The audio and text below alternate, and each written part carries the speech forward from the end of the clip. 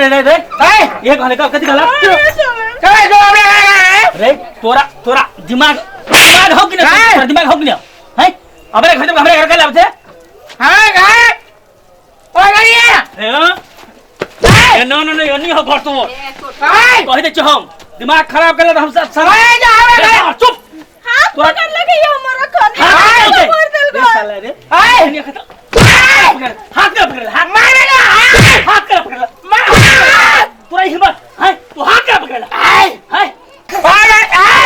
अरे तू हमरा थोड़ा अपना खाता खड़ो है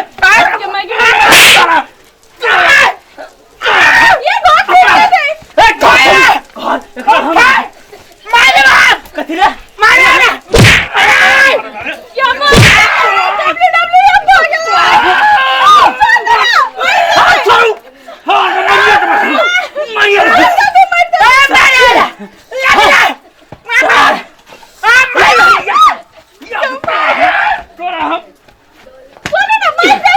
मार देता तो मार दे बस साथ तो हाथ लगा बड़े हाथ छोड़ दे जाए तो छोड़ दो चल जाओ घूम लगे चल जाओ अरे सार नहीं कुछ कहते तो तेरा या मार जा लेता ये छोड़ दे ना मार जाता मार जल्दी